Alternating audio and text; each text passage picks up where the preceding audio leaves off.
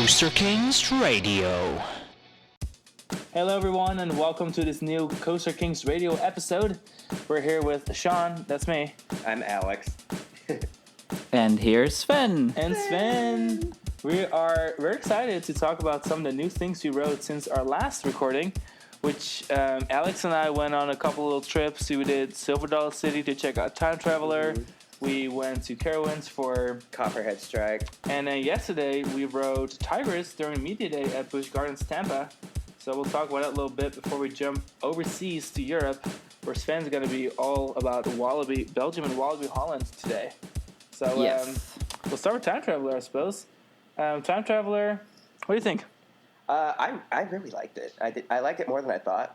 Yeah, me too. I'm not a huge fan of spinning coasters. I was skeptical because I was like, I think I would like it better if it didn't spin. And that was my impression going in. And I still kind of sort of felt that way coming out. But I have to admit that I liked it really well, despite the rotating of the cars. Like, I guess that's the word. The spinning wasn't too bad. Like it's a rotation. Like, the cars spin very slowly. It's not like a tilt-a-whirl or like a crazy mouse or anything like that. Like, it's a very gentle, gradual, and randomized, but nothing intense. Really just about like repositioning the car as you go through the layout so that you have a different sensation.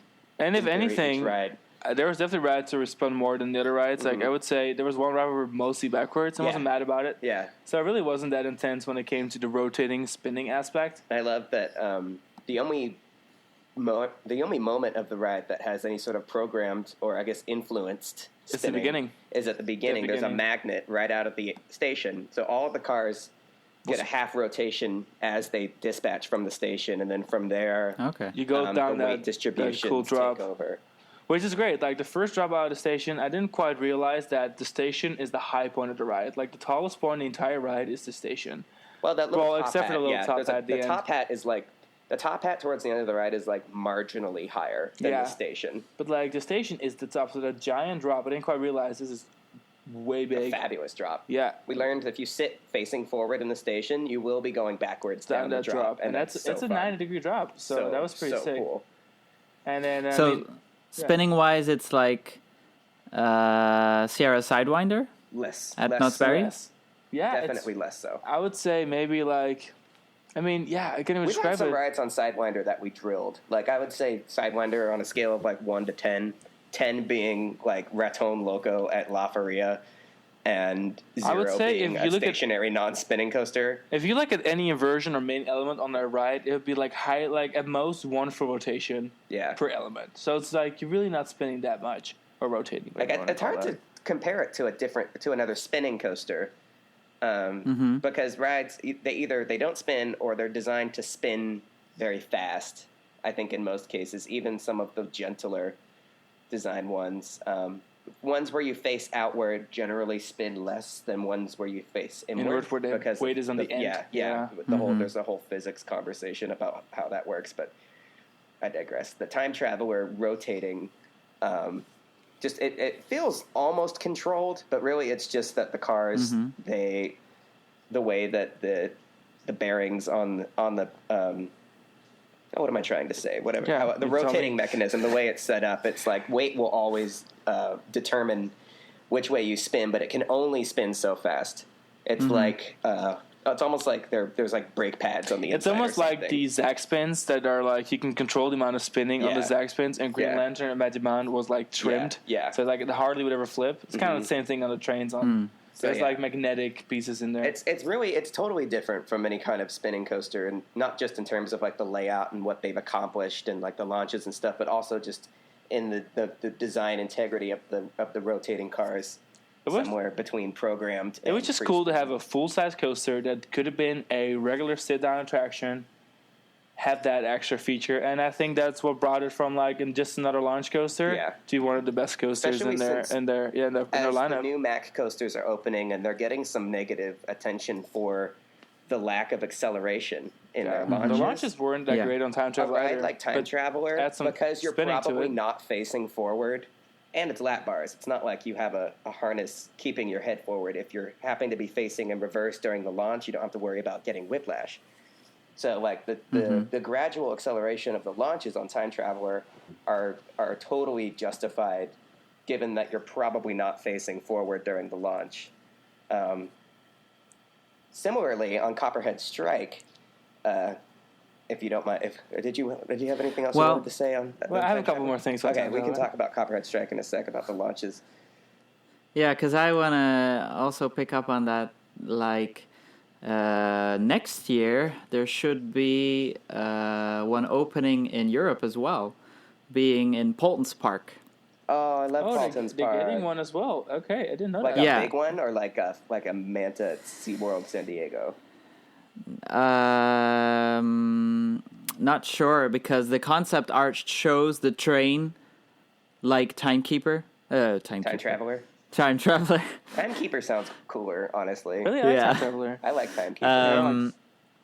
And so they have this American forgotten city story behind it, and that seems to be one of the rides. So there'll probably be a Mac. I didn't even know. And that's awesome. Well, I love that it was part. shared on European Coaster Kings. I should have known. I'm sorry. No, it's okay.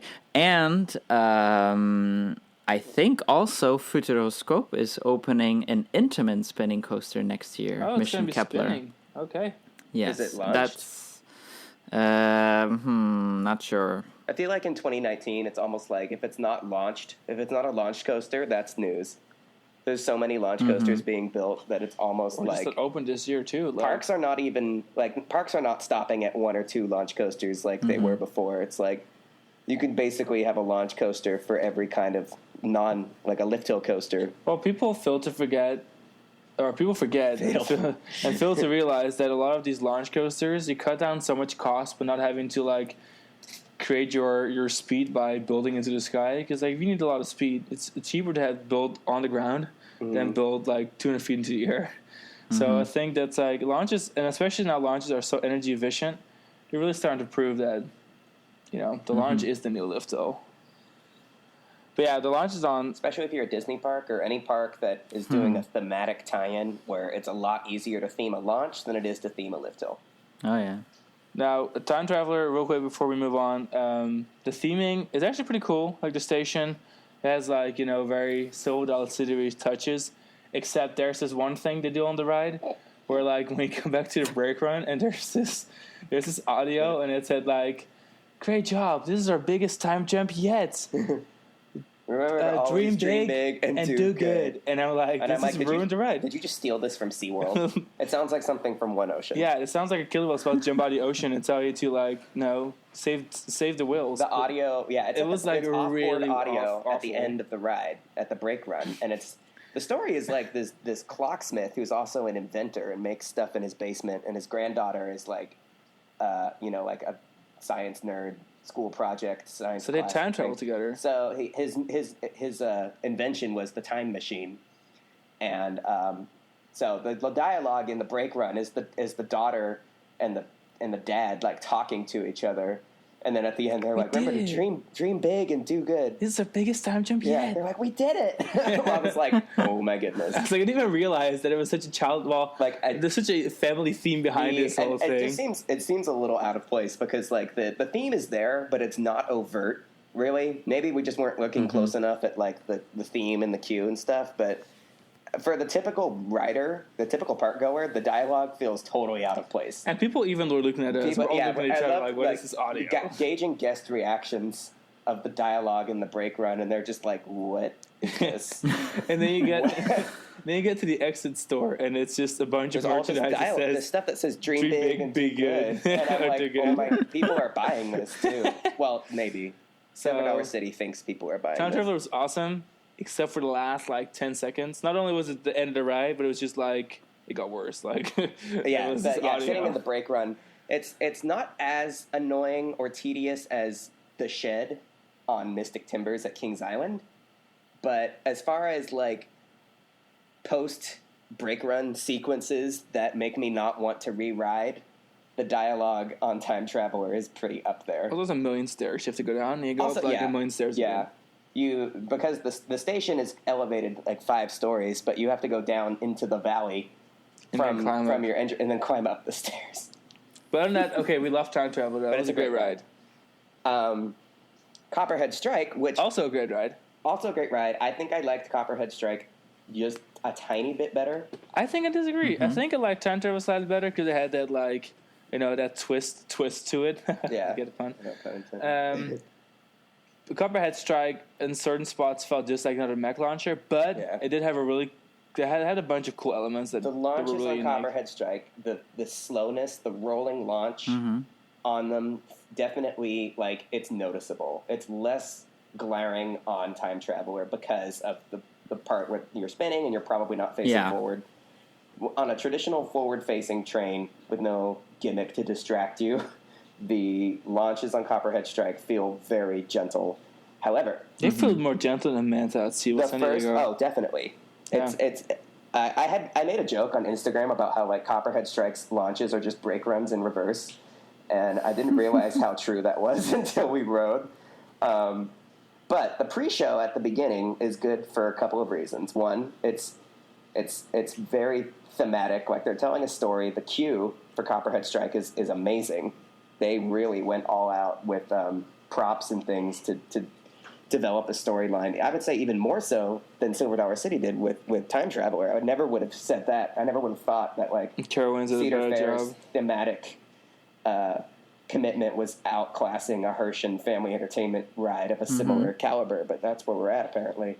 The pre-show is not too long. It's got screens onto your left. There's a whole sequence. When he says happening. pre-show, it just means like right at the launch track, like the show building. Yeah, Okay. So it's while you're in the ride. Yes, you go through you dispatch. You go through the JoJo roll. And you make a 180 right turn into this moonshine distillery shed. I think that's basically the theme of this ride. It's very simple. It's a moonshine distillery and it explodes, and not quite as convoluted as the Time Traveler plot. But Drink big. Drink big, drink often, or something.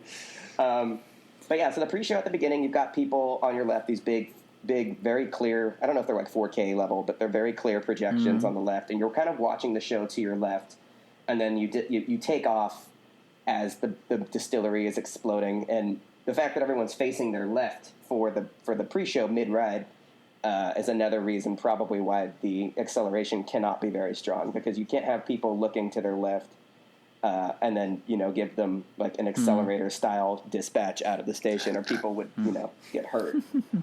So do you feel that they should do more theming on other rides as well, or on every new ride? You know what? It kind of depends on the park. I just understand that parks like Six Flags and Cedar Fair parks, they just they're not big budget parks. You go there for the roller coasters that are 300 foot in the sky. You don't go there for like a limousine themed racing through LA sort of thing.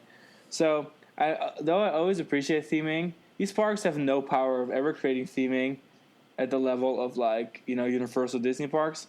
So I don't really think that their focus should lay there. I think the focus should lay in what they can do best, and that's thrill rides. And Copperhead Strike does a good job adding that thrill element. There's like I was shocked. Like as expected, there are some dead moments on that ride, but there's some really strong airtime. Like there's some crazy airtime. I thought it was great airtime moments. I guess the parts of the ride that I expected to be my favorite parts weren't. Like the second launch that is like wavy. There was no airtime in the launch. launch. There was no airtime on the double up. That was my favorite thing about the concept, and it ended up being one of the least memorable. It wasn't until after the top hat that you have that really quick turn to the loop, and then you have out of the loop is this like quick bank turn through the threads to your first loop. The ride, I think, so after good. The second loop, you thread the first loop with a very sharp, almost RMC looking overbank that's also an airtime hill that kind of flings you through the first loop. And that leads you into a really quick transition, like an S turn, like an airtime S turn. Those are two of the best moments on the ride. Yeah. So I think in this ride there's a good mix of airtime and hang time, and then then a couple of elements that really shouldn't have been there, like a couple of turns at the end. You're like the whatever. Best moments, those previously mentioned ones where you thread the loop and then the really swift airtime transition after. Then there's a lot of like. It does kind of like a figure eight shape thing, not quite a figure eight, but a couple turns, makes meandering. a lot of directional changes that are not I don't feel like they really elevate the experience. I feel like they could have just there's like a big U-turn that is basically I don't think necessary right there at the end, and they could have just cut that out and put an airtime hill that leads to the final airtime hill into the brake run, which is a great moment to cap it off. It would have been less expensive, a cheaper ride, and the ride would have been better, I think, than just having the meandering bits with no. They're not particularly forceful. There's no airtime. There's no like impressive transitioning. It's just kind of there. And how do the loops feel? Loops are great. It's very small, like very circular, kind of like Schwarzkopf, except there's hang time. Like they go through it so slow that you're like literally through it. Typically Mac. The people. People can say what they want about the acceleration of the launch, but the overall speed of the ride is perfect. Well, yeah, like these elements are tiny. I didn't quite realize how small the ride was till we get there, and it's a tiny ride. Snug. I can't believe these trains are able to navigate some of these like airtime hills. Like they're so small and snappy. Yeah, like they look like Mac Big Dipper it's elements. Not very big. Yeah, it does. It has like a lost gravity feel. Yeah, very small. Absolutely. And really, the plot that this ride occupied like the station for Rolling Thunder, or not Rolling Thunder, wrong wooden coaster, Thunder Road, and like part of the plot for their old Intamin Spillwater ride or Hopkins Spillwater or whatever, their shoot the chute ride, and then like a kiddie pool. Like this plot of land that they built this whole new area on Blue Ridge Junction, which is really nice. Is just kind of this Frankenstein plot of different smaller portions of attractions, portions of larger attractions, parts of the old wooden coaster, parts of the water park that they made into this one big area. And the coaster Copperhead really does not occupy a very large footprint at all, but it feels very big when you're riding in terms of delivery, for sure. It's a fraction of the size of like Helix and probably even not quite the same size footprint wise as even like Time Traveler, but it feels quite big. Yeah. The Blue Ridge Junction area also has blue ice cream. Important. It's really good.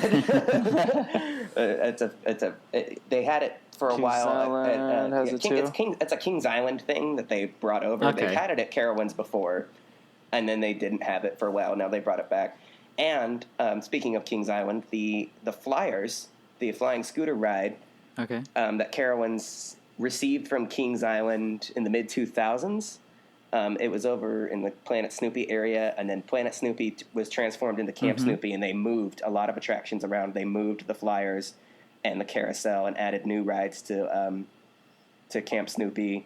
And the Flyers were introduced as part of Blue Ridge Junction as a family counterpart to Copperhead Strike, and that was a really smart, very well executed move. I actually wrote those.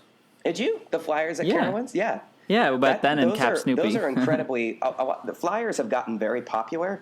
The Larson version. Larson, I forget who... all of my Flyer addict friends are going to kill me for not remembering who invented the Flyers. The fact that they're Flyer addicts is like... it goes both ways. All my Knoebels friends are like, what do you mean you can't remember who built the original Flyers? The original patent for the Flyers were acquired by Larson, just like how they acquired the Tilt-A-Whirl.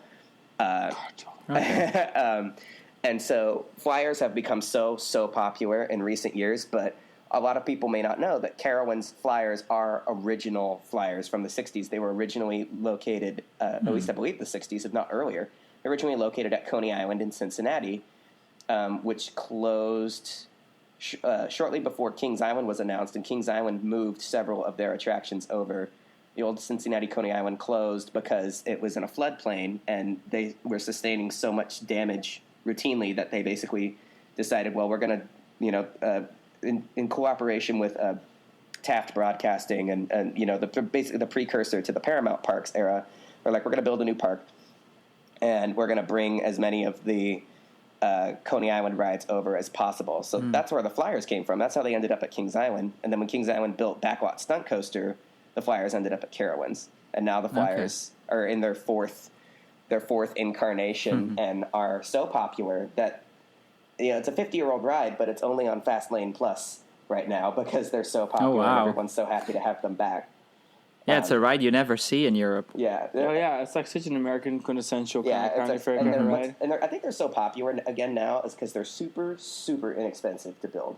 They basically run on a lawnmower engine, and you could probably build one in your garage if you really wanted to. You had enough time and raw materials. It's not, as far as like commercial theme park rides go, this one is about as simple as it gets, and yet they are so effective and so satisfying. Kings Island actually did build a set of Larson flyers a few years back, so the Kings Island fans were rejoicing over having, well, they don't have their original classic Coney Island flyers back. They do have the updated Larson version.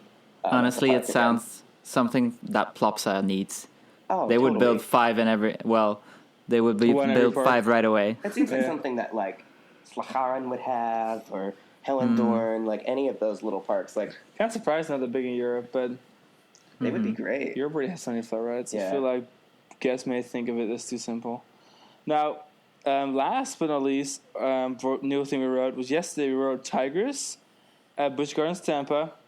They had the grand opening today, but it's been raining really like bad. crazy in Orlando, so I haven't Florida. really kept up on how the opening day is. I saw videos. I think it was down for like 3.5 hours because of rain. People were just in the queue waiting. So Hopefully people got there. All the sunshine was here. yeah, it was beautiful yesterday though was too. Yeah, gorgeous. so we rode that. It was intense. I don't remember the skyrocket clones being that intense. God, in the back, crap. We've ridden the other. This is the third SeaWorld Parks Entertainment Skyrocket 2. And we rode all 3. And this is also our third. We've ridden all of them now. And what's distinct about the SeaWorld's Parks Entertainment installations is they're 3-car trains. And they have comfort collars, which are a shoulder harness-like contraption that is just for comfort. It is not actually, like, you could unbuckle it mid-ride. You'd be fine. Yeah. In fact, like SeaWorld, I believe. SeaWorld San Diego has signs saying, like, these comforts are only for, these collars are only for comfort. For your comfort. Do not be alarmed. They're not basically, there's a big disclaimer saying that these are not a safety mechanism. But they feel, there's so much hang time in the loop, and the general public really likes these because lap bars only on the other Skyrocket 2s freak people out. I know. This Sky Scream, at some points you really felt like, okay, goodbye. But so news, which ones are the 3 then? So you have Electric Eel? Electric Eel, San Diego. Tempesto at Busch Gardens Williamsburg, and now Tigris. They're the only ones that have 3-car trains. And Tigris is the best fit. I mean, definitely SeaWorld the best. San Diego really needed coastal lineup-wise, but we look at, like, the best steaming, the best integration with the park. I mean, it looks like Tigris has been here for years. A knockout job. Amazing job. Tigris replaced the tidal wave ride, which was an extended still water ride similar to what Park Asterix has. At the big, like, Jurassic Park style boat ride, that's rather than just like a big oval like most parks, theirs was an extended scenic version and then had like the big giant splash at the end. Busch Gardens opened that ride in the late 80s, and it was actually a redevelopment of an existing Jungle Cruise style ride called African Queen. So the flume itself was so old that they finally decided to cut their losses on it. And then what they've done is not only did Tigris, the ride plot replaced the large spill out area for the big drop, but the queue was actually threaded through the old flume. So it looks like nice rock work, and so you go through like a tunnel, and it's also naturalistic, like it's always been there, and it has been there for a long time. But it feels like it's been nature, it's been there for a while. They took a lot of care in not knocking down trees where it wasn't necessary. There's lots of mature foliage, and then all of the architectural styles that they use in Stanleyville, the area of the park, like Shikara is in, like the same rockwork and the old ruins kind of feel. They use that for the station of Tigris, and instead of making it feel modern, which is really what they did with Electric Eel and for Tempesto, they made it feel like typical Busch Gardens Tampa, like it's old, ruiny, deserty. Jungle-y. It's awesome. It looks so good. It's so good. Fabulous job. Like they really. I think that was the most exciting part about that ride. Yeah, they could tell that even though the ride was small, they had they gave themselves a pretty good budget for integration. Yeah. It doesn't feel like it doesn't feel new in the sense that it feels like it fits very well. It doesn't feel like it feels like when you ride it and you're there, you're like, oh, I feel like this was always here. Now, if you haven't been on a Skyrocket 2 yet, and we're talking too much about everything else. Skyrocket 2s are good clones. There's a lot of ejector airtime. There is a lot of hang time. The backwards launch or the return from the non-inverting loop is really intense, like, especially sitting in the back. Like, it gave me a headache almost.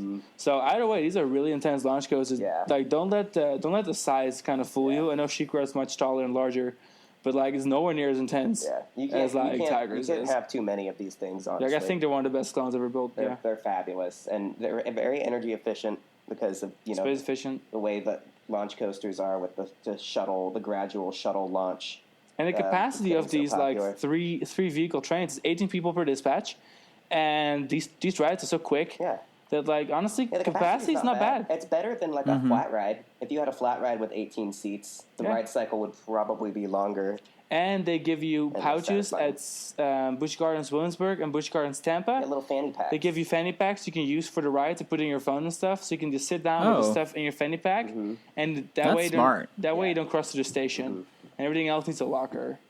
It's honestly, it's genius. I think the integration is great. Yeah. The operation is great, and I think it's a really wonderful new addition to kind of build that bridge to RMC. And that's it. And for those of you, What's the best seat? Wait, the best seat? Oh, Yeah. Front seat. the fronts of the vehicles have the most legroom. The vehicles on the That's like no legroom. next generation premier launch Yeah. coasters are not great, especially in the back row. I can't even fit my feet. I'm a size 15. In fact, like Kennywood, for example, they have the original Skyrocket 1, the only such Skyrocket 1. The rest are all 2 or 3. And there's even signs in the queue, like in the backs of the cars, saying, like, if you're over, I believe it's like 6'2" or 6'3", if you're over 6'2" or 6'3", you can't sit in the last row on those cars because the leg room is so sparse. And it's true, because we were filming in the we were getting filmed. Nick and I wrote it for the camera that we already released, and Alex has a video too. But we wrote it in the back of the first car because that's where I had the camera set up. Sean's shoes didn't fit. And my shoes didn't fit. I was like, I've never strained. It was a nightmarish uncomfortable. I smiled the entire way through, but that's you did not great. my row. That's not my row for sure. The show must go on. Yep, everything for that Coaster Kings life. I think the biggest surprise for anyone that's ridden the other, like Tempesto or Electric Eel, the comfort collars are pretty much a big detractor for most enthusiasts. So they're these rigid, hard rubber collars that obviously are not necessary. Like, enthusiasts are aware of this, and they do hinder the ride for a lot of people. For me, in my case, just the obstructing of the view, because you have these rigid collars that are just right in your field of vision. Tigris fixed this by building a more streamlined, kind of like a loose rubber, slim rubber. I guess falls on your it's shoulders. It's more like a vest. Yeah. So instead of the collar being out at your peripheral vision, it lays flat on you, and it has a very nice metal hardware with like a carabiner hook on the lap bar. And for all of our friends riding Tempesto or Electric Eel, SeaWorld has confirmed to us that they are changing that in all their rides. Yeah. So we're so happy about it. They Rigid told us comfort that. collars are going away, confirmed, and the new nice streamlined flat collars on Tigris. And who knows? Maybe standard. West Coast racers will have those flat ones too. Fingers crossed. Fingers crossed. If it ever opens. And they just look nicer than the comfort collars. The comfort collars on like Electric Eel are like a car seat belt, and they just kind of plug in with like a little button on the front. The carabiner metal hardware setup looks a lot better, and it's also harder to unbuckle yourself mid-ride just to freak people out. So it's a win-win. Nice. And no, it's a win-win. Wallaby's current lineup. Wallaby is added Popcorn Revenge this year in the Belgium park, and they are adding, of course, the amazing new RMC Untamed in Holland. And we're going to listen to Sven, who has been to both events already. So tell us a little more. Yes. Well, do you also know that Wallaby Belgium is adding a new coaster? Yes, I did know that as well, but I completely forgot about it. It's the amazing Fun Pilot. Fun Pilot. Wait, I love that name. Yeah, it's already built. The train is on there, but I guess because of the holidays, the Easter holidays, that they weren't working on it. But then after, I expect that it would open somewhere in May, maybe even already end of That's soon. Wow. Wait, what is it? It's a family coaster. It's a Force, Zero Force. I love those. Not sure if it's 1, 2, or 3. Basically, I think it has 2 helixes, and that's it. That's fun though. I'm excited for them. I completely forgot about that. I've seen Yeah, pictures of and it the too. good- Opened Tikiwaka last year, didn't they? Or 2017. Yeah, but this one is pretty much for the smaller kids, and it's right next to the lake and next to Fun World, which is one of the 2 new worlds that they are retheming this year. I love these names. And because of that, the children area used to be a bit distant, but now you really have to walk through right next to the coaster, and so it feels a lot more integrated into the park and not like a place where no one goes except for the kids. Smart. I feel And like, then, I feel like Walibi Holland's kiddie area feels kind of like that. It's like you don't go there Yeah. unless you want to go to Lost Gravity. Other than that, it's kind of like there, you know. Yeah, and that's the big advantage of Walibi Belgium compared to Walibi Holland. Walibi Holland wants to focus on families as well. We'll hear about that later. But Walibi Belgium is doing a much better job at that. Yeah, I mean, I feel like they always have. I feel like Six Flags, the moment that Six Flags came in, Holland was going to be that thrill park. It was going to be the coastal capital of Europe. But I feel like Belgium, through any ownership, has always kind of kept its stake as like this family park. And I like that a lot about that place. Yeah, a family park, but also with big thrills, Right. because in Belgium it's still known as the most thrilling park. Oh, sure. But this year they're focusing on the families, and Popcorn's Revenge is the perfect fit for that. So it's part of the second world, which is Karma World. I don't know what you guys think about that name, but Karma I find World. it funny. It sounds a little... Yeah. When I think of karma, I Yes. think of like Katy Perry and Taylor Swift singing at each other about doing stuff that will give them bad karma. But that's just Well, me. here it means Bollywood. I like what they did to Cobra, though. Yes, I'm definitely a except big that fan there of it. it's just a new color Not new on the trains, train, Yeah. no new vests, That's kind of sad. and no new station. So I was a bit disappointed about that, but I do like the beige color. Yeah, It's- it looks it's- really cool. Kind of surprised. it's it wasn't very done subtle. before. Yeah. But then, Popcorn's Revenge. So it's the world's first erratic dark ride by Alterphase. What does that mean? And that means that there's one central room, and the cars go in there, and from that room they go into separate rooms where you do the shooting. So is it sort of So- like Toy Story Mania? No, because you always go back to the same room when you go to another So one. I'm envisioning a large room with a bunch of small rooms encircling it, and you just pop in and Yes. out of those rooms. Okay. They pop in and out of Exactly. the rooms. But- That's called popcorn. Wow. Exactly. But But sometimes really. you can also directly go from one room to the other, so Okay. it's not always that you go back to the center. But and that because of that, it has a very small footprint, which is ideal for many parks to install because you don't need a lot of room compared to other dark rides. But basically, the story is so you're in Bollywood, you're in the Majora Theater, if I'm pronouncing that correctly. Sounds good to me. Sounds great. So you have posters of popcorn movies like Revenge of the Corn and Pop instead of James Bond. And so you go into the ticket booths, and there you see the explanation of the first screen where you see the cars. And each person gets popcorn, and you get a sauce on top of your popcorn, like lemon or apple. I don't think it's in there, but something like that. Mm-hmm. And that's basically the color you get when you shoot inside the ride. Okay. Because that's how you recognize what your Your color. pistol is. Cool. Exactly. So there are 6 seats. It's the same cars like Basilisek or Symbolica, except a little less themed. And then you go into the first room where you get your color, and you basically practice on a first screen with the popcorns.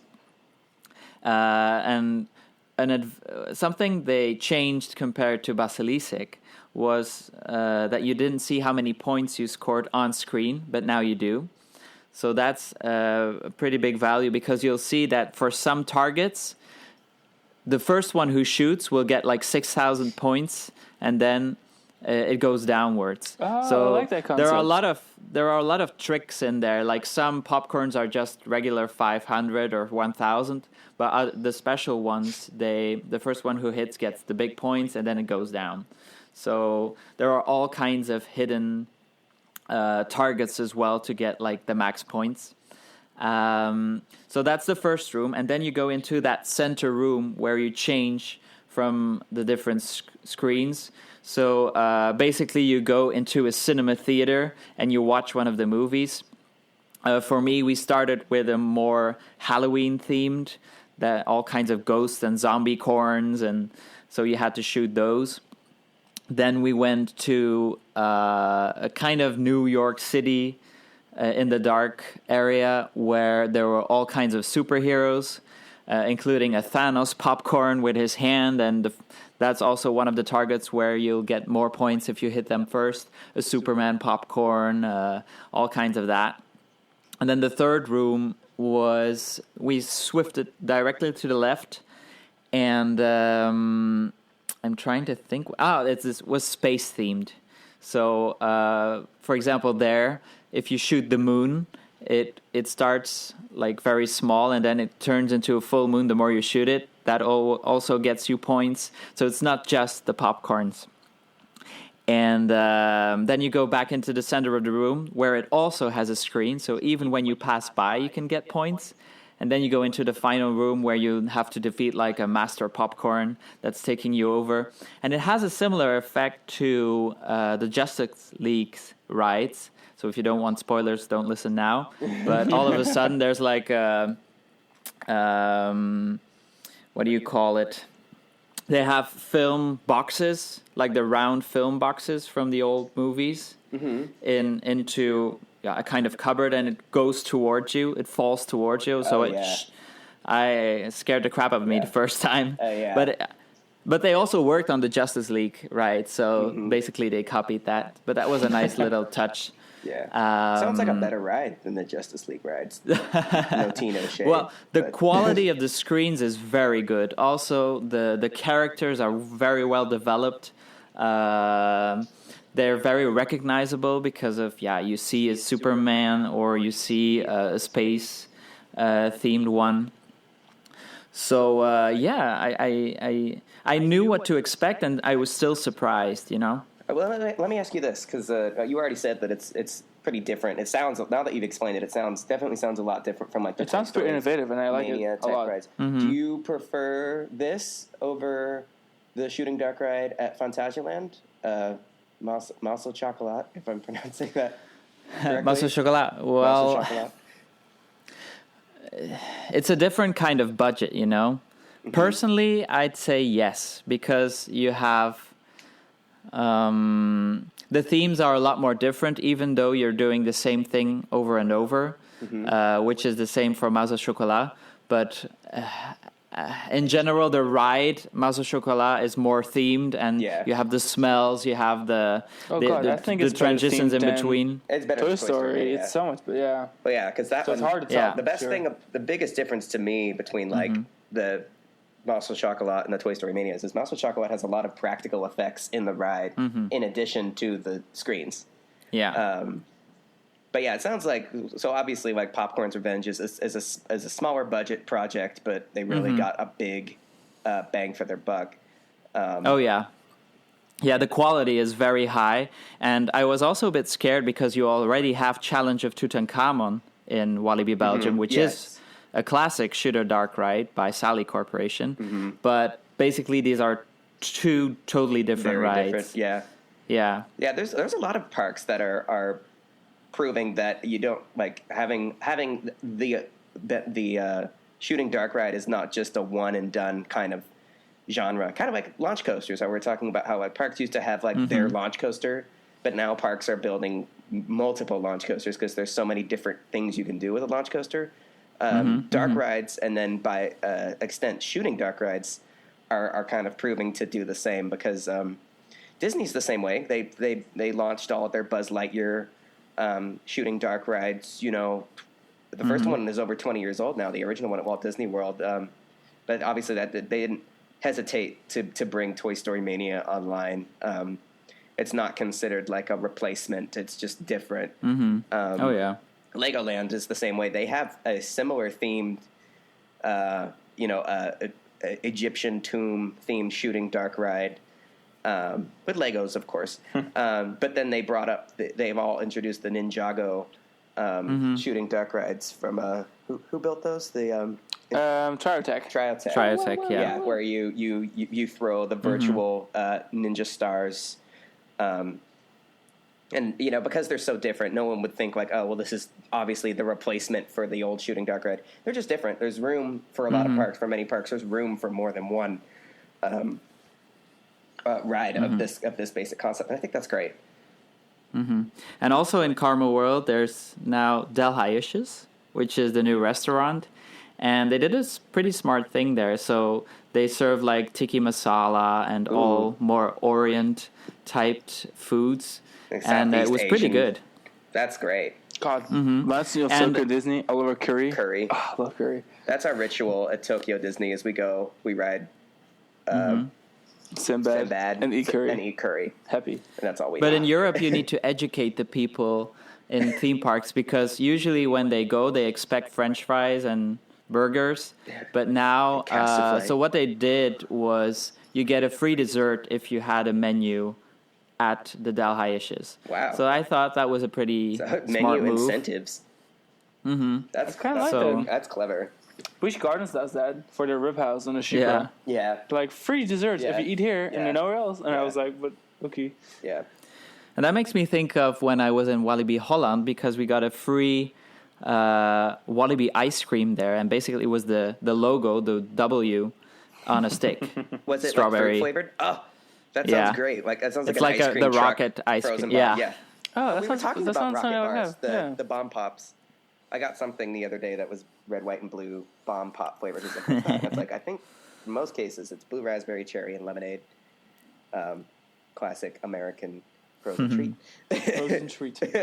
Frozen chemicals. But it wasn't just for the event. It was also the people at the end of the day. The guests, they got one too. So that's cool. I guess they want to test it out. It's great advertising because people will want to take selfies with it. Yeah. It's like advertise itself. Yeah. Oh, yeah. But so to talk about the event, so this time it was just the opening of Wilderness. Untamed was not open yet, unfortunately, Obviously, since half of the ride wasn't built yet. So we went into Wilderness. The idea of the area is basically Wilderness took over. So even when you walk on the paths, they have dirt all over. They rethemed the top spin to Blast, which unfortunately had some troubles on its first day of the season, but I guess they'll figure that out soon.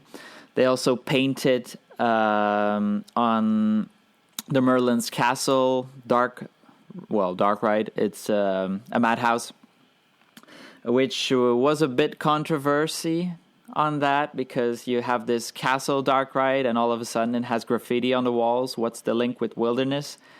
But it wasn't as bad as you'd expect when you look at the pictures. Okay. It's like you get used to it when you walk by. I didn't hate it. I thought it was kind of pretty Wallaby. I liked it. Wallaby. Wallaby is very quickly carving out their aesthetic, and while they've got different themed areas, they all feel very Wallaby. Cohesive, yeah, really Wallaby. Yeah, but still, some of the things were a bit random. Like all of a sudden, they had a chair over a tree. Yeah, I saw that. Theming. Well, to me, it that sounds was pretty like funny. So it's like a post-society themed area. I get it's post-societal. There was technology, there was manufacturing, and then the wild, the nature reclaimed the space. I loved the chair with the tree growing through it because the implication is that the chair was always there. It had been abandoned for years, and the tree grew through it. Yeah, and I like the idea of the train itself looks very much like post-apocalyptic kind of big beetle bug Yeah. thing. That was the big reveal of the day. So they didn't have the trains just yet there. They were on their way, but now they've arrived. But I think they look pretty cool. I haven't seen a similar type of RMC train. I liked it. I love the look of it. if the concept is accurate, I like how the wheel bearings and the forward chassis are like totally exposed, and there's like this huge gap in between them. It just has a very insect-like look to it. Oh, yeah. Like spindly, long legs. In this case, chassis and wheel assemblies. I just think it's going to look great. It's going to be just totally distinct. And then there's the layout. I mean, the layout is phenomenal already. People on social media are freaking out. Who would have thought that the small little Vekoma... The little Vekoma that could. That could. But oh, yeah. Crazy. Yeah, so the layout, we saw the first drop, and that goes immediately into a micro bunny hop. So I think that will be pretty intense. And then it goes into the brand new element, but I always knew to look it up because it's a very long name. Everyone which listen. is exclusive for Walibi Holland. Is that what it is? No. Listen. No, it's the 270 degrees double inverting corner stall. Okay. Oh, that one. Okay. Beautiful. I love it. That was So beautiful. that was revealed, I think, only yesterday in the new Inside Look videos by Walibi Holland. So it's 2 inversions, and I can imagine that when already looking at the first part, the 270 degree turn, you already feel like, whoa, this is going to be an insane element. Yeah, I'm really excited for it. Yeah, but the second part of the inversion wasn't there yet at that time. They were working on it as we were walking around. And it's mostly the back parts that are unknown yet what they're going to do with it. Because then you have indeed the step under flip coming back. Lots of airtime hills. And right at the end, before you hit the brakes, you have the barrel roll. The barrel roll. Okay. Barrel roll. When we were riding Outlaw Run at Silver Dollar City, we were talking about what a nice finale and ending things with a sharp barrel roll. Such a good finale. Outlaw Run. Yeah, I'm excited to finally bring it back and bring it to Holland. Mm-hmm. Now, if anyone, just a quick plug for the website, if anyone wants to see pictures, we have really high quality pictures that Sven took during the event. They're on thecodestokings.com along with some other wonderful Walibi Holland pictures. So go out, make sure you check that out. But we have more. So yeah, and I also have a picture up from the station where inside they put all kind of plants in it, which also gives a really good feel. It looks like a sort of greenhouse now, the station. And I think it will be warm in there, though. oh God, yeah. When the sun is out. And afterwards, I was lucky enough to speak with the park director, Mascha Van Till, who was happy to answer some questions. And she also revealed a little bit of news for next year. So let's have a listen. Okay, hello Coaster Kings. I'm here and very glad to have been invited for Walibi Holland's opening of Wilderness. And right next to me is Mascha Van Till, the park director. Hello. Hello, how are you? Very good, very good. Very glad to be here. How excited are you about the opening of Wilderness and a bit later also Untamed? For me it's a very special day, but that's because the first day of the season is always something we're really looking forward to. Of course, we all worked very hard to get the park as ready as it is today, and I'm very happy with how it looks, and especially because of the opening of Wilderness. And although we've planted, I did not do it myself, but the team planted a lot of green, and it still has to develop, of course, because it's early in the season. It looks really cool and promising, so I'm very happy. Good. And how did Compagnie des Alpes react when you went to them and said, okay, I want to build an RMC coaster? Very positive. But that's something that's really representative for the cooperation between, or working within Compagnie des Alpes and the cooperation between what you'd like to do as a park and then combined with Compagnie des Alpes. So always very open-minded about developments, just like we want, always looking for new and innovative things. to implement. So the reactions were very positive, and it went. The whole process in deciding for this type of coaster was really a very fluent movement. So I'm very happy with it. So they gave a lot of liberty also to do it. Yes, and of course they challenge you. So one thing is the budget is challenging, of course, but on the other hand, you always want more than the budget budget is available. But and what's good that within Compagnie des Alpes they are here to service us and to support, and of course you can challenge one another. And one of the team within Compagnie des Alpes is really an expert on rides.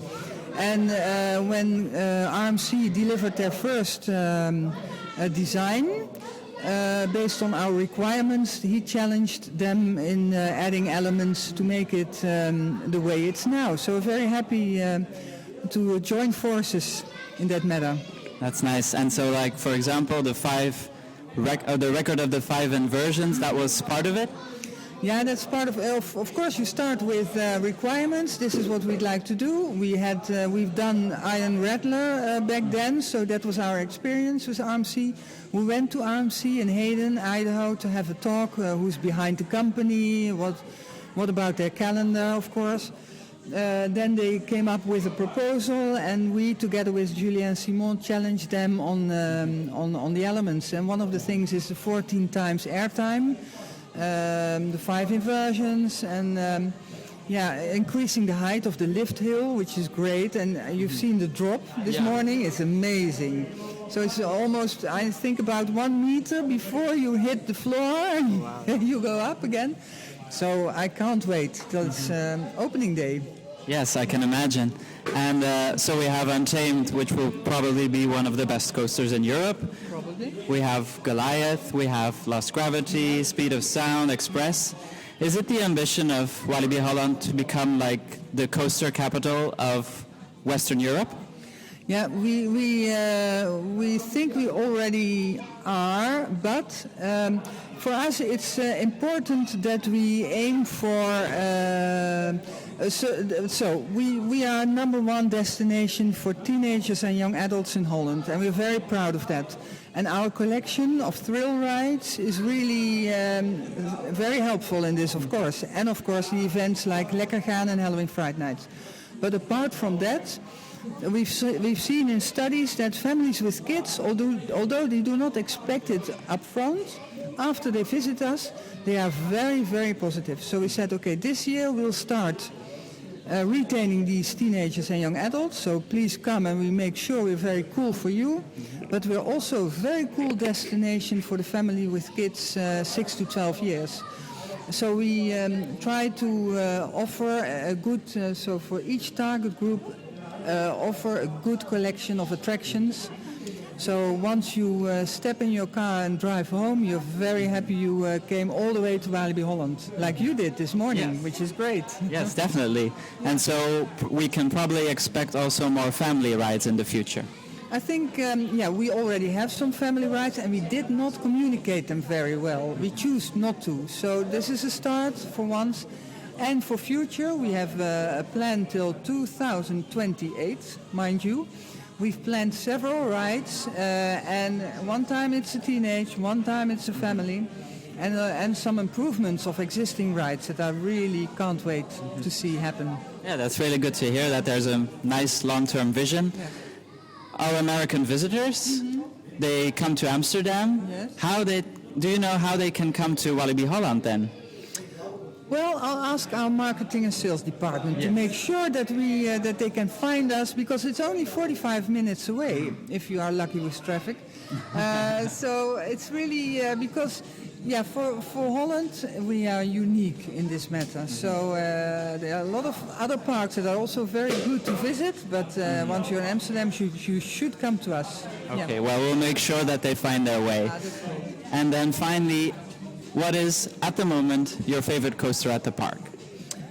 Lost Gravity too, and Goliath. But Lost Gravity first. I can tell you which one I do not like, and that's actually Speed of Sound. I like going forward, and then the first part backward. Okay, that's fine for me, but the last part, it's too much.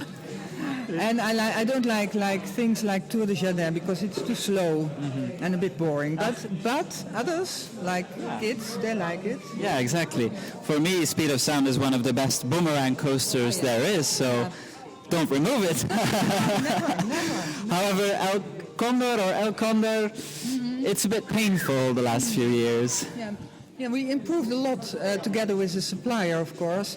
And we have not chosen which supplier, but in any case we will, and that's something I did not tell yet, but we will invest in new hangars. End of next year, let me see, where are we now? This is 2019 sometimes, I have to remember myself. Which year are we in?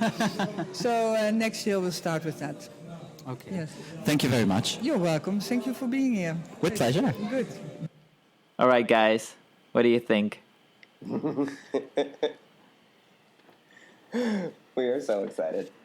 My favorite part is her Dutch speaking because I'm Dutch and Sven speaks Dutch, and it's just Dutch. She doesn't actually Dutch, but it's like the most quintessential She is the most Dutch sounding person. Dutch sounding English speaker. It's like so wallaby. Oh, beautiful. So that's great. I think the thing I'm most excited for. I mean, I'm obviously already very excited for Untamed, but the one thing I'm looking forward to is El Condor's second life with new trains. Or she calls them hangars. I'm very, very stoked for these new hangars. And SLCs, I'm one of the few people who actually likes them. There's no denying that El Condor can use a little bit more. When we wrote it last time, I was like, okay, well, I never have to write that again. Well, now you will. But now they put new hangars on it, and I have to write it again. It'll be worth it, though. How about you, Sven? Yeah, we'll see.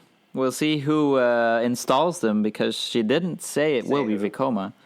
So I hope they're Vekoma. The Kumbak ones are okay.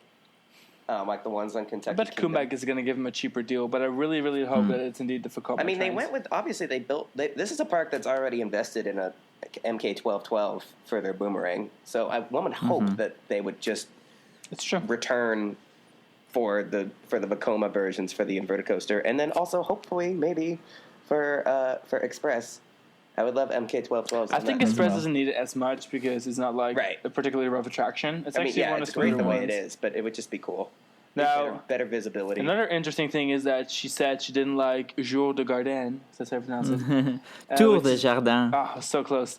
The classic car ride, which antique cars. Makes us think it's going to get removed and replaced with something else. 40 Yeah, there was already a rumor on Loopings once for that. And I think it will go because there's a lot of room there. Yeah, I'm kind of surprised it takes us so right much. And it's right in the middle of the park, right? Like everything is more to the front. encircled. More to the front. Yeah. It's right when you exit the enclosed building, which leads up to the Ferris wheel. Exactly, it's right. It's exactly to the right. I remember. But this of ride. course, yeah. But if you remove it, then you remove another family ride as well. Yeah. So and they want to focus on families. Who knows? So Maybe Dark Ride will go in that spot. Yeah. I remember this ride from Roller Coaster Tycoon 2. I remember demolishing it in Roller Coaster Tycoon 2 to build a roller coaster. Wow, savage. Well, actually, I was thinking that maybe if they see that Popcorn's Revenge will be a success in Walibi Belgium, why not copy it? Yeah. But differently. Or different theme. Yeah, let's not give them too much of a Six Flags idea.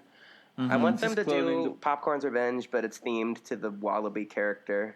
No, but they're cutting that Wally character. Really? Yeah, the focus is going away. First of all, they want to focus more on like the thrill seekers, not on the families. Also, there's been some weird things going on with people being overly obsessed with these characters. Sure. What if I'm one of those people?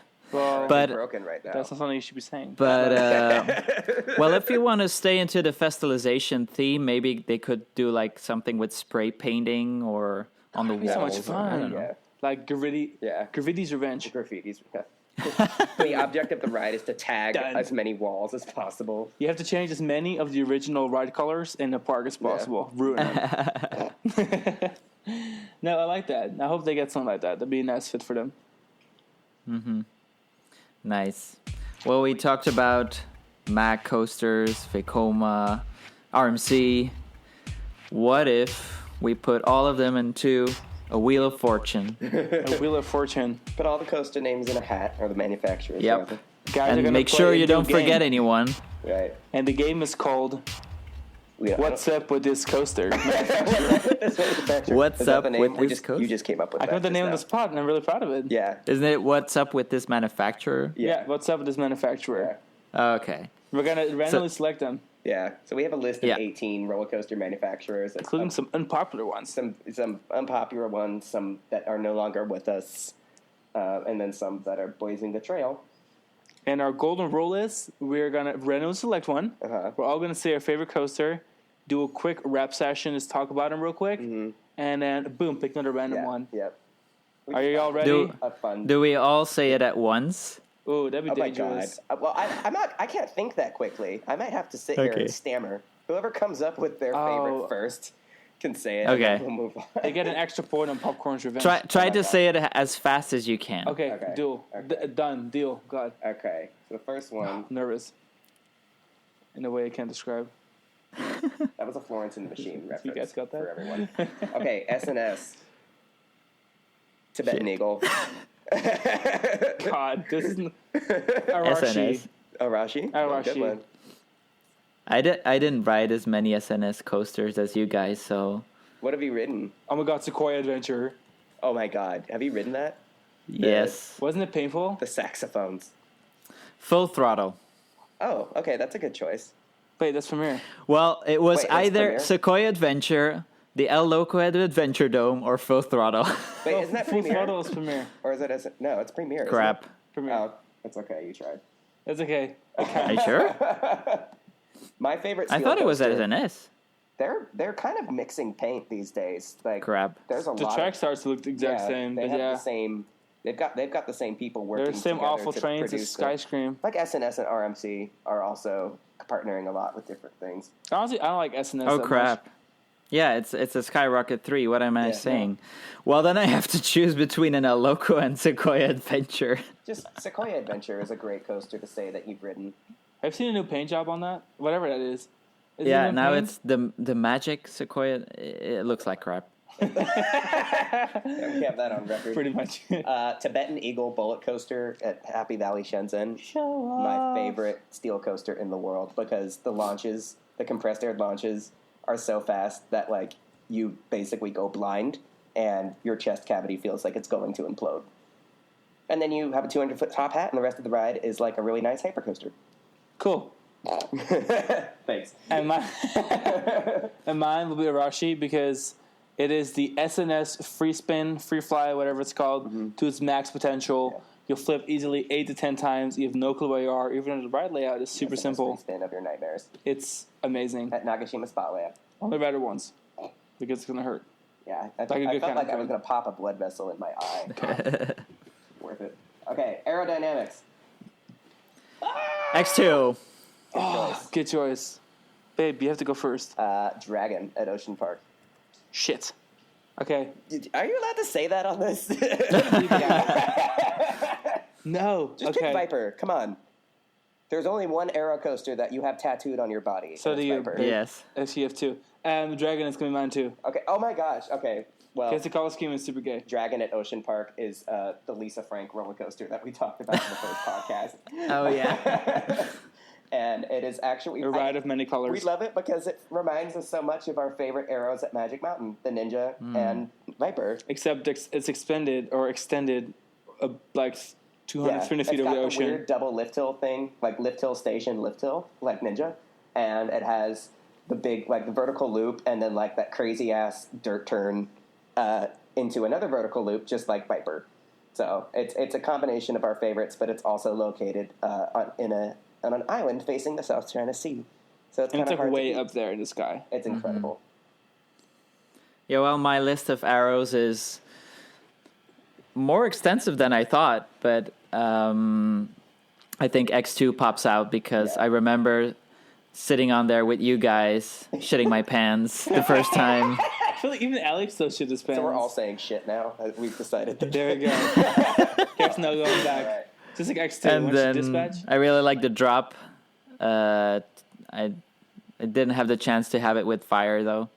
But Yeah, it was rare also nowadays. close to favorites are Loch Ness Monster and Vortex at Canada's Wonderland. Yes. Vortex is cute. I like Forza Kings Island too. I thought Did you Loch see the Ness- new sign? Yeah. Yeah, it's isn't that great. With, gorgeous? like the little gold nuggets in the. They did a great job. Yeah, I like that. I love this trend of like Cedar Fair parks. They open a new roller coaster, and every ride within a 500-foot radius also gets a new sign. They did that at Great America with Railblazer, where like every ride in the area got a new sign to match the Railblazer sign. Nice. Are y'all ready for the next one? It's scary. It's gonna be. It's really scary. I don't think I've ridden one. Golden Horse. Golden Horse. Golden Horse. And they're the company that's building all of the fake stuff in China. Like Yeah, the I didn't ride Dakota any. inverts. The SLC of Death. Yeah. The Sky Loop of Death. They got chased out of IAPA.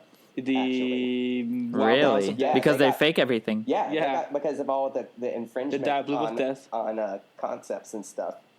Yeah, I haven't ridden any, so 0 for me. No favorite. It's all up to you, Alex. I have ridden 2. My favorite is one of those that has a really weird name, like Seven Ring Dragon over Yeah. Snowfield Mountain Coaster. I know. It flies over Mediterranean Flare Meteor. That's just names in China are like unbelievable. No, my first Golden Horse coaster, I didn't even realize it was Golden Horse until after I rode it. It was the spinning Wild Mouse at Vidam Park in Budapest. Sounds like a place that has a golden horse. Yeah. They also Okay. have the Flying Circus, which is that crazy double pendulum frisbee looking thing that has it's a pendulum attached to a pendulum, which is attached to a ring of outward facing seats. And apparently they retired it because of the stress fractures or the stress on the system. It's like, yeah, I mean, but just watching it, I'm like, oh, this thing's going to dissolve right out from underneath us. It's gonna do a flare meteor over Mediterranean. Yeah, sure is. Flare meteor over Budapest. But yeah, honestly, the Golden Horse coasters I've ridden are nothing special. Just they rip off Mauerstone's spinning vehicle concept, the outward-facing spinning cars, and then just put on a basic Wild Mouse layout. I've ridden the one that was at Vidam Park and the one at Happy Valley in Shenzhen. Nothing special. I know there's some that are like really amazingly terrible, but these were just they were fine. They weren't no harm, no foul, inoffensive. There was also a Golden Horse Wacky Worm that I also rode at Happy Valley. Okay. Okay. Next. Good one. Here's a good one. Intamin. Intamin. Oh god. Taron. Okay. Okay. Well. I want you to talk about why Taron is so great, but I feel like we do that all the time. Like no one needs explanations for why Taron is amazing. I'm probably on Team Taron too. I have a hard time picking one That isn't Taron. That isn't Taron. Like I guess we've all agreed Taron is the best. Taron is Intamin. is like the best Intamin that any of us have ridden. But, Yeah. And then Well, for me, right underneath, I'd put Hyperion? Hyperion. yeah, that looks amazing. I mean, I like Skyrush a lot. I like Intimidator 305 a lot. I really like Intamin first generation freefall. They're just freaking intense. which I But I think my new favorite might be the one coming to Walibi Belgium, though. But I'm not sure. that thing looks great. It's got that non-inverting Cobra roll Cobra roll, looking thing. like, but that's- Oh, it's yeah. not even. And lots of airtime. I'm here for that. And the one at they're like the big next like hypercoaster multi-launch things coming to like Park Streaks and Busch Gardens Williamsburg. Lots of promise. For Yeah, I the feel designer. like Intamin for a second. I was like, oh, Intamin, but now like they're starting to fight back again. They're coming out with these really They're great trying. products too. I like this involvement of these companies. I feel like when I was younger, I kind of really can. All these involvements were in the past. All like the evolution of the manufacturers were all like in the past. Mm-hmm. But now we have been so actively involved in the industry for a while. I just love seeing the evolution of I these hope manufacturers. that like the new Intamin coasters age better than some of the ones that are like from the 90s. Like, Yeah. everyone I think is still devastated about Volcano at King's Dominion being demolished. That Volcano, was the past the coaster. Volcano, the past coaster. It's no Oh my longer- god, you just came up. I with did that? find it funny that people laid flowers on there. Yeah, people had like processionals and things for that ride on opening day for the park. Oh, wow. I mean, it was falling apart. People are surprised. I'm like, why? Like, Yeah. we were there in Some people tried to 2018 tell me and it that the looked like mountain was being crap. saved, and I'm like, no, the mountain is probably the number one issue with the ride because the mountain was built when the park opened in 1975. Like, it was way older falling than apart. the coaster itself. It's ugly. It's like all chicken wire, and it's probably full of mold. And they probably just tied a lasso around it and like pulled it down with a Jeep or something. Like, it was not in good shape. Flare meteor over King's Dominion. Okay, so surprise question. What is the worst Intamin you've done? Oh. What's your worst Does Intamin? Shoot the Rapids at Cedar Point count? Because that thing was terrible. And now it's gone. I'd say Pegasus at Efteling. Oh, yeah. The mini wooden coasters. Was it just because it was boring or because it was, like, painful? Was it unpleasant? Boring. It was just boring. I don't think. What's my least favorite instrument? What are instruments I've written that are like that bad? I mean, I'm not necessarily the biggest instrument fan, but I'm also understanding they've got pretty good products. I think the reason I hated Shoot the Rapids at Cedar Point the most is because it was, like, really expensive, and it was just a really basic, like, not impressive in any way. They took a really basic concept and, like, made it terrible and completely unreliable, and then had to take the loss on it. Yeah, I don't have a least favorite. Yeah. Sorry. No least favorite. My least favorite instruments. Didn't you hit your head on the Intamin free fall when we were in Japan? Yeah, but that's my fault, not the instrument's free fall. Oh, that's very mature of you. Like, I don't want to look at Steel Dragon. I'm like, oh, it hit my head. Yeah, that's my fault. Next Okay, up, next manufacturer is SBF Visa. my favorite is the one at the pizza place in St. Louis. Oh yeah, incredible pizza company in St. Louis, Missouri. Because it smelled like pizza while you're riding And it. a little That's SBF really good. Visa spinner. SBF Visa spinners are the new wacky worm. Are they coming to Europe yet? Are there SBF Visa spinners there? The kitty ones? Yeah, just the little figure 8 ones with the spinning Yeah. seats. I've done 2 already. Oh, okay, good. One at Energylandia. Oh yeah, that's right. And one at La Mer de Sable. Oh, Bandidos. that's Bon- And I think that's that's good. probably my favorite one. yeah. Yeah. You mean to tell me that the unthemed basic installation at Energylandia wasn't your favorite? The circus coaster? Well, the operator was legendary there. He kept on cheering everyone, and we needed to sing with him while we were on there, and he kept on giving us great. laps. I So guess that even makes it like a 4D roller coaster because there's Yeah. singing involved. All right. but that increased the experience though. Oh, good. I'm glad to hear that. Next up is a really weird one that Alex put in his hat, and it's Huss. Huss. No roller coasters, Huss. just flat rides. Well, Sledgehammer at Bobby Island. Sledgehammer at Conrad's Wonderland. Condor. All condors. Ever. Oh, I like that. The Condor at Ocean Park especially, which just recently got condemned. So We rode it though before it got condemned. We got there just in time. But yeah, every Condor I've ever ridden, I'm like, this is my favorite thing ever. And I'm really excited that... Oh, go ahead.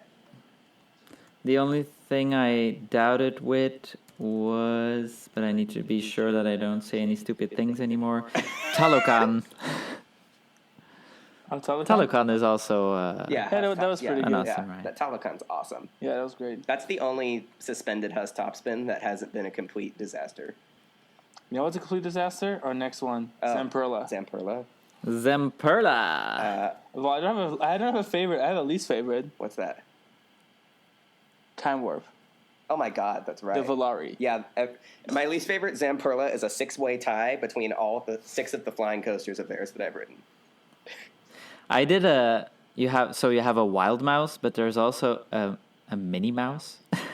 Like the little tiny, like the Fiesta Express. Yeah, so it's like a little train and it goes left and right. That's also Wild the Adventures worst has I've one of done. those. Is that your favorite? And Vidalsta. No, my worst. Your But worst. that one, the one that I did was in Parc Saint-Paul, and they also have a regular wild mouse, which is une cerise verte. Most So of that's like Zamperla's like the green mouse. Yeah. And that was pretty okay for a wild mouse. I'll be honest, their spinning wild mice are actually really good. Yeah. I love Yeah, the the spinning mice. With like the left Yeah, arms and Most of stuff. their exactly big that. coasters, I mean, I guess like Pony Express isn't bad. the Broken Clocks right Yes, it twice a is. day. They're no one asked you.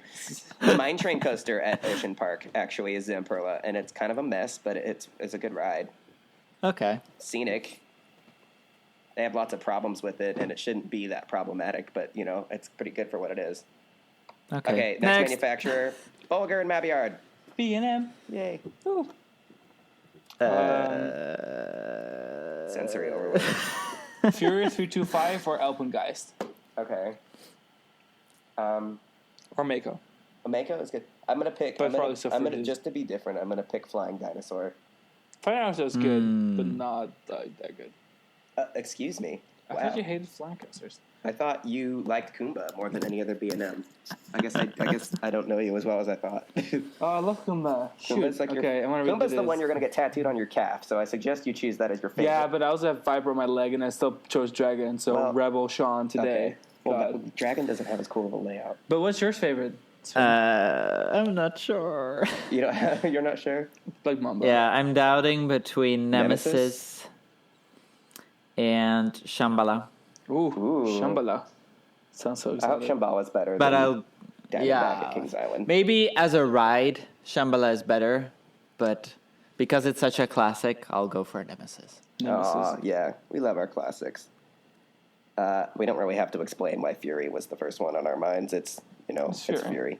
Next up, Gravity Group. I've only written Mindblower. Well, I've written a couple of Voyage. I think I like Voyage better than Mindblower. Mindblower is cool and quick and exciting and kind of wild. But, Voyage is Voyage. It's cool. I haven't ridden that Park St. much, Paul. actually. St. Paul. Yeah, the one at Park St. Paul. But I think the one at Taito Park would be my favorite. That's my favorite. I haven't heard that one yet. Taito, yeah, the Kukralan at Taito Park is. I wish there were more roller coasters themed to an Irish demigod, where like the Zero car is a half naked guy. I definitely would be down with more of that. All right. So my random name generator is supposed to like filter duplicate names, but apparently that's not working. So let's see how many. Who do we have left? We should talk about Vekoma. Vekoma. I love Vekoma. Vekoma is our family crest at this point. I think we can agree that our favorite Vekoma is Tron. Light Cycle. Power. Run. Yeah. Really? Yeah. That's Sean's Didn't number see one. that one coming. Yeah. For a second there, you actually made me believe you were confused. I wasn't sure if you were sarcastic or. Well, mine is Leg Coaster. Yes. That's fair. My coaster is big. That's like go to Poland, go to Legendia, and ride it. Yeah. So my bucket list has a lot of Vekomas on it. Like my number 1 and 2 will be Leg Coaster and Gravity Max. So I'm a bit of a Vekoma fanboy. Just a little. Also, just a little bit. The Dutch. Also, I'm from that Dutch coursing through your veins. It's hard not to. Honestly, with what Vekoma's pulling out of the box now, it's hard not to be obsessed with their like the history of designing like really popular production models that people have gotten sick of to now building like the top quality custom order coaster designs, things like the Disney coaster projects. The models are really good too. All the launch coasters, like the Shockwave model coming to Energylandia. Which is not the purple one that everyone thinks. That's just another family coaster that they're adding. Right. So they've got like 73 Vekomas now at Energylandia, I think, right? 73, 74. God. Next up is Kumbak, also Dutch. I threw that one in there. The only Kumbak coaster that we've ridden is Fling de Hollander at de Efteling. And it's the only Kumbak coaster we've ridden because it's the only Kumbak coaster that exists. It's such a great That ride. is the best theme park music. Yes, ever. Agreed. Yes, And totally. we always play it in the car. Yeah. We're those people. Yeah, it's like the most happy music we ever play. The other things that they... Like, Kumbak is a little bit like Gerschlauer in the sense where, like, they've gotten... Their success has been hinged on just doing whatever, like anything. Like if you want something done that's theme park related, Kumbak will attempt to do it, just to get the sale. They won't necessarily do it well, in terms of like. Yeah, it wasn't the smartest choice here, but the trains for the scenic railway at Bakken are built by Kumbak, and they're terrible. They look How did cute. Kumak become a thing? I feel like everything they touch turns to rust. Well, they've done some good things. Like on Phantom's Revenge at Kennywood, Kumbak did the design. Like they did the mechanical redesign for like the brakes and stuff. Like the brain of Phantom's Revenge was covered by Kumbak. I see. So not everything they do is terrible. A lot of what they do is terrible, but like Zamperla, broken clock is right twice a day. It's true. I think it's still better to ask for a coaster at Kumbak than at Doppelmayr. Doppelmayr. Oh God! Wait, didn't they make those the glider thingy at Wallaby, Belgium, or was that a different Yes. company? Vertigo. Okay. Vertigo, yeah. That's the one I'm Vertigo. talking about. God bless. They tried. They It really looks super tried cool. I it. remember the ads for it. Yeah. I mean, it was Yeah, a Jean-Claude Van phenomenon. Damme came Yeah. back to Belgium to ride it and for the promo and everything. And it's one of the rides I regret not doing, but I was there, but it was broken down all the time. So, Hopefully, the Doppelmayr attraction coming to Walt Disney World will do better. yeah. The Skyliner. Well, that's what they. That is what that's they their do. core business, so Yes. that's what they do. Yeah. Okay, Great Coasters International, GCI, go. Troy, the sensasi. You can go first. Wood Coaster at Night Valley in Shenzhen. It's like Thunderhead at Dollywood, but two put together and in a valley. I think mine is either Thunderhead or Gold Striker. Striker. I love Gold Striker a lot too. And an honorable mention for Ghost Rider at Knott's Berry Farm. I'm kind of surprised that no one here said Hold on. Joris and the Drac. Joris and the Drac. Joris and the Drac is so good. Well, it is, disagree. but It is, however. I remember my opinion. I think it was in 2012 that I rode both on the same day because wow. in the morning we went to Toverland and in the afternoon Joris and the to Drac. Yeah. yes, in the afternoon we went to Efteling, and at that time I preferred Joris, but I think it the drop is better on Troy, and it's one whole big ride. Mm-hmm. While Joris and the Drac, it takes like 45 seconds and it's over. Yeah. Yeah, it It's is definitely, small. And Joris and the slows her Drac down. is about style, about family friendliness, and about the racing. And Troy was aspect. their big. There was the first big coaster. It Yes. was their power move in the Yeah. Netherlands. And Yeah. actually, we're going there next month. We're going to just fly in, do Lily like a park, and then fly out. And you So- didn't tell me. Yeah. It's well, And it's a work in it's progress. still planning. We're not entirely Okay. This is us telling you, Sven. Sven, You'll see. live on You're the only Coast person Kings we've Radio told, you and the listening public of Coaster Kings Radio. Okay. that we are making a guest appearance of one day. We're Yeah. going to Tokyo Hotel. In case y'all don't know where it is. Ah, look it okay, up. yeah. Yeah. And we're gonna go ride a roller coaster and we're gonna leave Yeah. again. So don't come try And and say hi. So you want to do Phoenix, that's right? Yeah. Yeah. Yep. You gassed me up for that ride. Everyone Like, has I been telling hope us how that- great Phoenix is. I hope that So- it's as good as you made it sound, because if not, I will. Well, I always say don't go to a ride with high expectations. Right. Just live it, and Yeah. then you'll see how it For goes. whatever it is, I'll enjoy it. I love that park. I went in 2013, and I'm excited to just go back in any case. But- And Sean's never been, so it's a good one for us. And to the finally Immerscore music is also so good. When I listen into the car, I really imagine me being there again in Avalon. And yeah, it Sounds like a commercial. Yeah. God, they should recruit you. Yeah. But it still feels so unreal that park built that area. Right. It's really excited But I the love little it. park that could. The little park that could. The little indoor park with a Mm-hmm. Vekoma roller skater that became a global player. power player. I hope they get 1 million visitors this year, though. I hope so too. Yeah, their numbers weren't where They they wanted deserve to it. be last year, but they deserve them for sure. I'm sure with time, people will get used to that park and their incredible power. Okay, next designer, Schwarzkopf. Schwarzkopf. Mindbender? Ooh.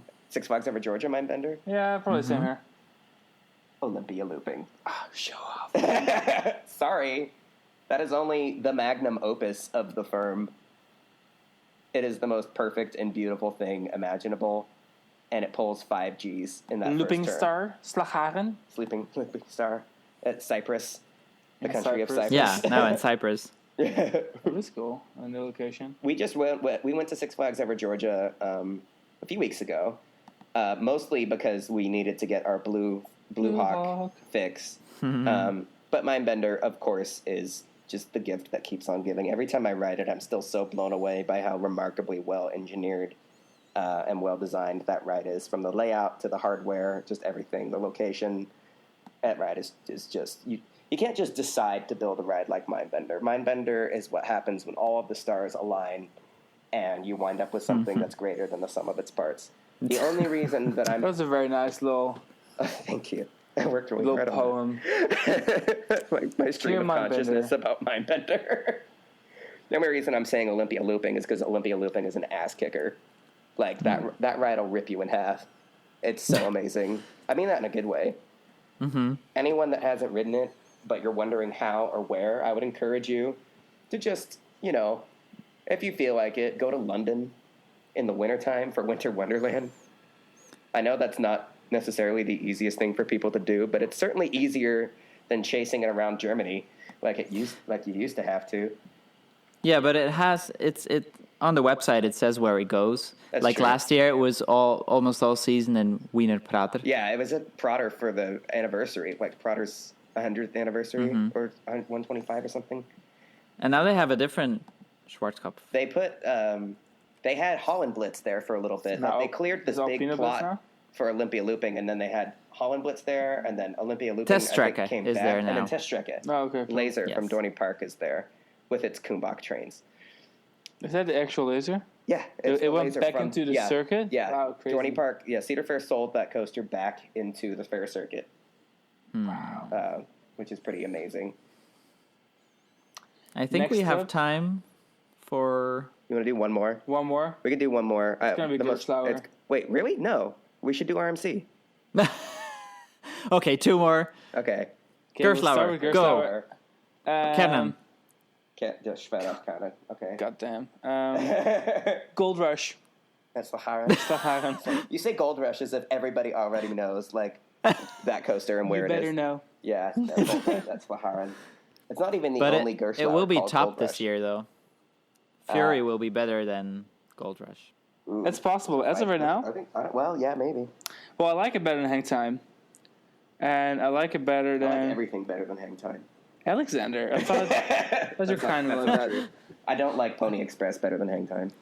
Yeah, I'm going to say Actually, I love Gold Hang Time. Rush. That's a good ride. Gold Rush was the biggest surprise any Gerslauer has ever given me. I was like, wow, this thing is actually really good. Wow. Powerful. Powerful. Yeah, Gold Rush ruined Hang Time for us because we were expecting something on the caliber of Gold Rush, and we got Hang Time was nowhere near as good. Family Coaster. But that's okay.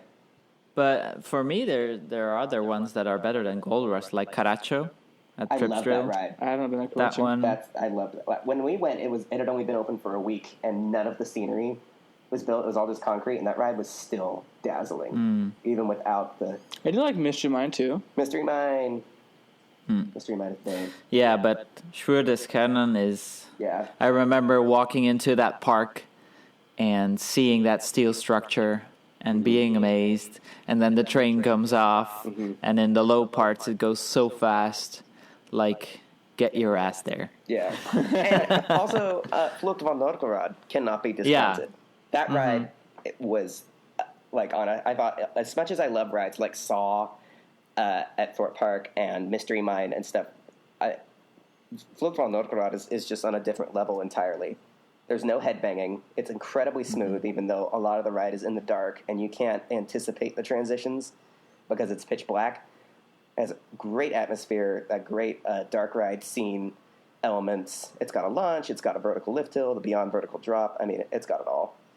I love that Schwerdeskernen is like a nice, like a Large sequel. version. Yeah. And the Smiler needs a mention as well because it's the world record for most inversions. When I went to Alton Towers, Smiler was in timeout. So I'm glad one of us here got to ride it. Was it timeout because someone lost his leg? It was because two people lost their legs, yes. Yeah. It was busy. Okay. It was, on timeout for mauling people. It was in the penalty box for slashing. It's a hockey reference. But I yeah, don't know if anybody here watches it has hockey. 13 inversions, but it doesn't feel too forced for me.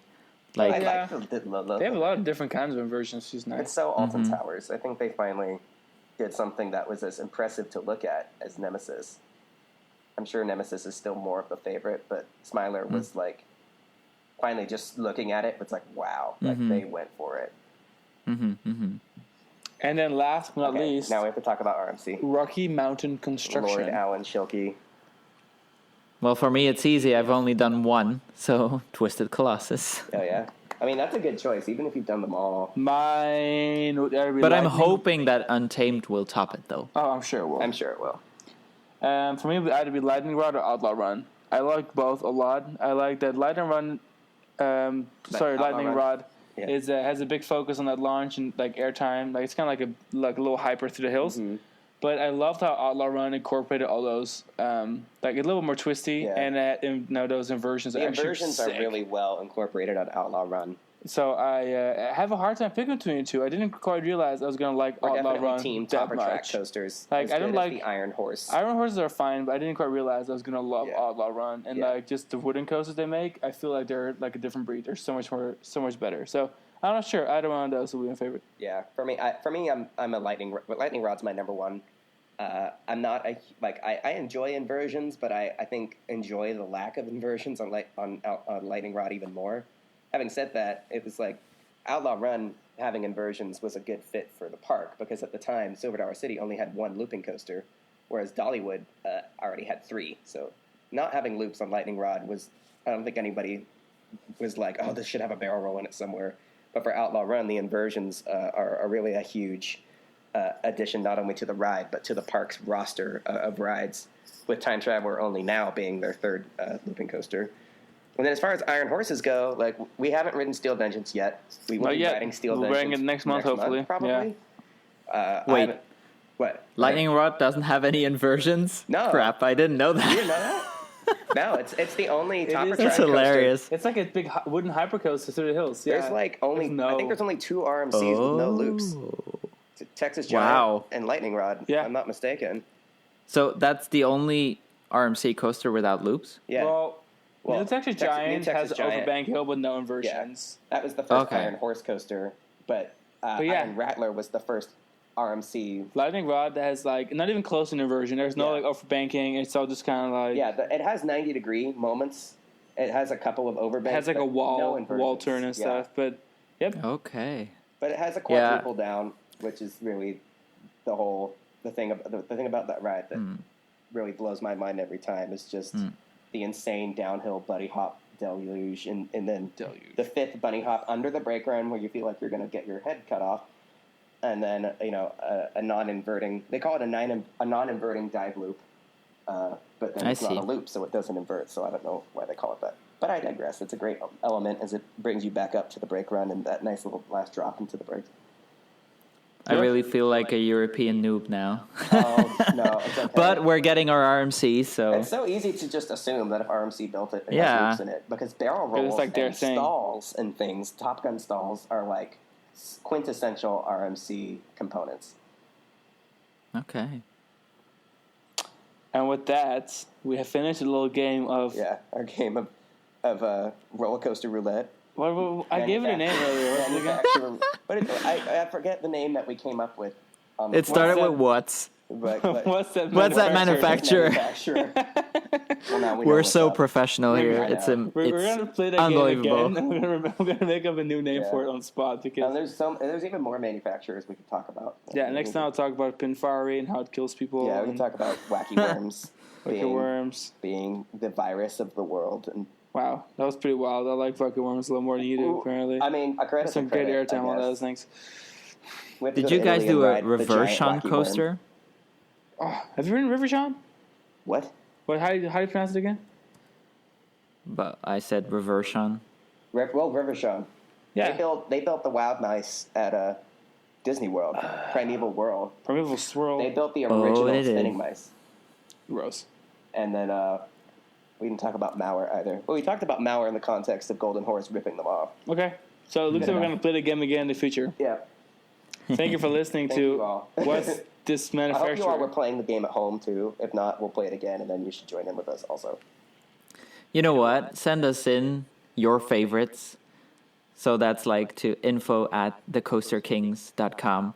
Also, if you have any questions, let us know. If you Any topics, any ideas? Any ideas Yeah. for games that we can play for your enjoyment? Or send us a really unpopular opinion, and we're going to talk about a Yeah. really unpopular opinion. We love hot takes. We love hot takes, and we're going to Give us your make hot the take takes. even hotter. And we will broadcast them. Live. No, Yeah. not live. But you can And download we it will later. flare meteor your hot takes all over the internet. Way over the Mediterranean. All over the Mediterranean and beyond. All right. So yeah, all your hot takes and everything to info@thecoasterkings.com. Awesome. All right, guys. Don't forget to share, subscribe, Like us on download, Instagram. like Facebook. us, wave at us when you see us Because in we parks. like you. Send us private messages Yes, if we like you want. you. Okay. Meet up with us. And thank you for listening to Coaster Kings Radio. Have a wonderful rest of your morning, evening, mid-afternoon, whatever you're doing at this time. Exit to your left and enjoy the rest of your day. Goodbye. Bye.